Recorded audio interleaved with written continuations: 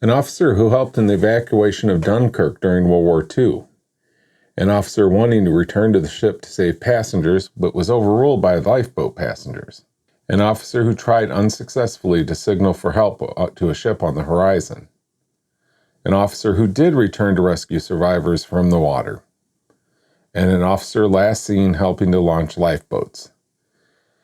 These are the remaining officers aboard the Titanic.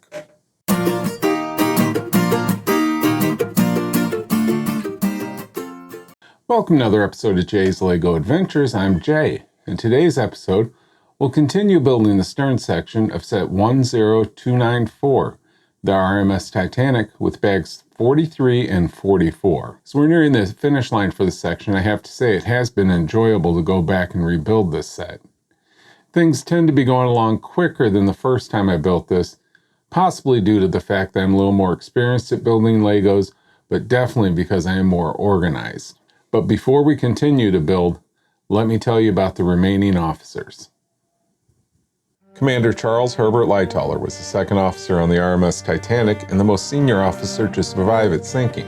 During the disaster, he strictly enforced the women and children only rule while loading lifeboats on the port side.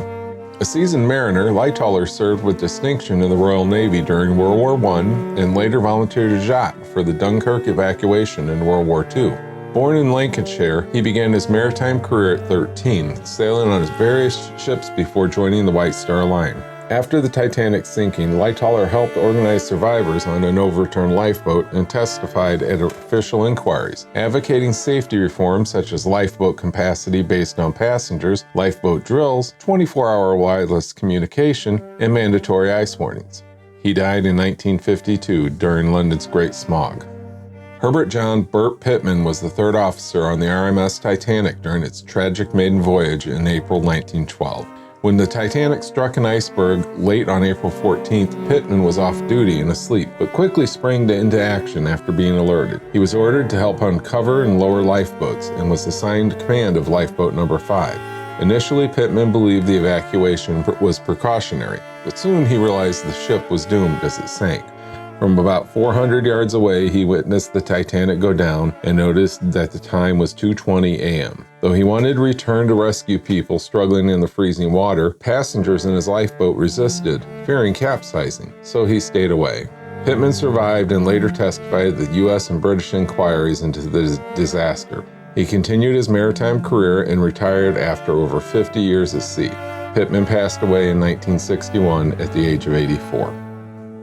Joseph Groves Boxhall was the fourth officer on the Titanic during its ill-fated maiden voyage in April 1912. On the night that the Titanic struck the iceberg, Boxhall was off the bridge but quickly responded to the emergency. He inspected the damage and helped assess the flooding. Boxhall also spotted lights in the distance, likely from the nearby SS California, and attempted to signal with a Morse lamp and distress rockets, but he was unsuccessful in attracting help. He was placed in charge of lifeboat number 2, which launched with only 18 people aboard. His lifeboats stayed clear of the sinking ship due to fears of suction, so he did not witness the actual sinking, but later guided the rescue ship RMS Carpathia to the lifeboats. Boxhall survived and testified in both U.S. and British inquiries. He continued his maritime career, served in World War I, and retired in 1940. He died in 1967 as the last surviving Titanic officer. Harold Godfrey Lowe was the fifth officer on the Titanic and only one of 4 officers to survive the disaster. On the night the Titanic struck the iceberg, Lowe was asleep but quickly rose to assist. He was put in charge of lifeboat number 14, from which he famously fired 3 warning shots to prevent desperate men from boarding and swamping the boat. After safely rowing away, Lowe took a hand-picked crew and returned to the site of the sinking to rescue survivors from the freezing water, one of only 2 lifeboats to do so. Using a mast and sail, he skillfully navigated the lifeboat until rescued by the RMS Carpathia. Lowe later testified in both American and British inquiries about the sinking. Praised for his leadership and courage, he continued his naval career and retired in 1931. He died in 1944 and is remembered as a key figure in the Titanic rescue efforts. Sub-Lieutenant James Paul Moody was the 6th officer aboard the Titanic during its maiden voyage on April 1912. Born in Scarborough, England in 1887, Moody had a solid maritime education and experience, earning his master's certification before joining the Titanic. Despite initially hoping for leave, he was assigned to the Titanic and played a crucial role in the ship's safety preparations, including inspecting lifeboats and managing lifeboat drills. On the night the Titanic struck the iceberg, Moody was on the bridge and helped relay warnings. He confirmed helm orders and assisted in launching multiple lifeboats during the evacuation. He showed leadership and care, notably helping stewardess and passengers to safety. Moody was last seen aiding with collapsible lifeboats just before the Titanic sank. He perished in the disaster at age 24. His body was never recovered. He is remembered through memorials in Scarborough and Grimsby honoring his bravery and sacrifice. So, let's get to building. All right, this is bag 43.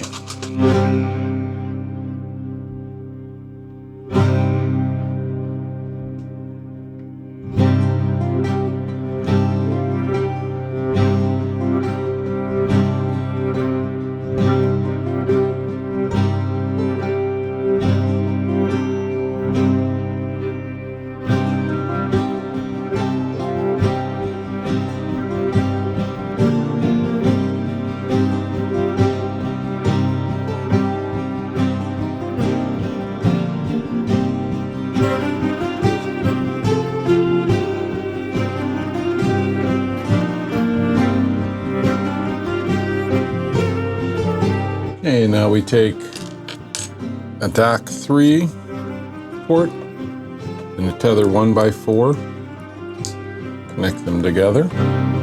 We take an Astro Light warm white 15 centimeter.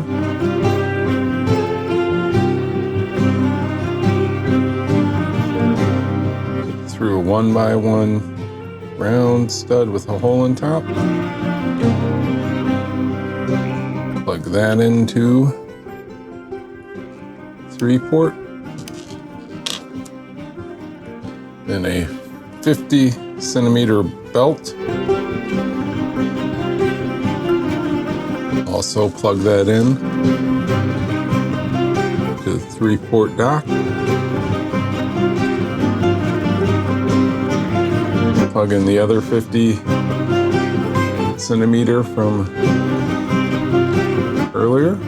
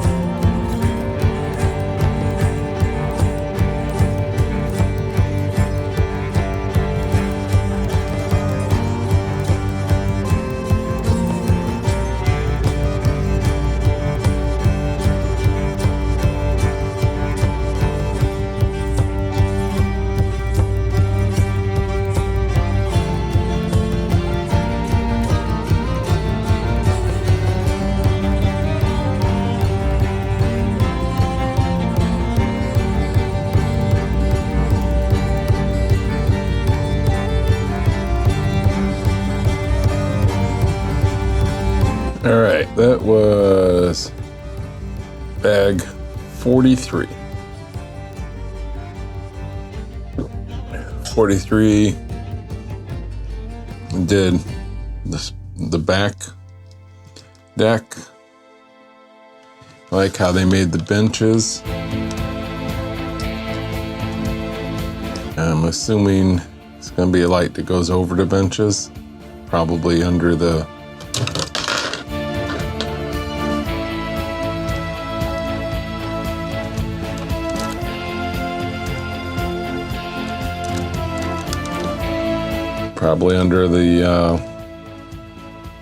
upper walkway that they have there.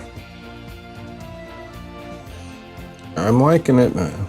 It's not been too hard with the lights. There's just been a few parts where I forgot to run wires where I should have. That's user error, so that's on me. No, it's coming along good. 44 is coming up, I believe. Yeah, 44 is next. And it looks like we're gonna build up more back here, because one of the pieces is the kind of rail piece that goes around. All right, 44 is coming up. All right, this is bag 45. Bag 45 is gonna build the aft railing and put the two sections together.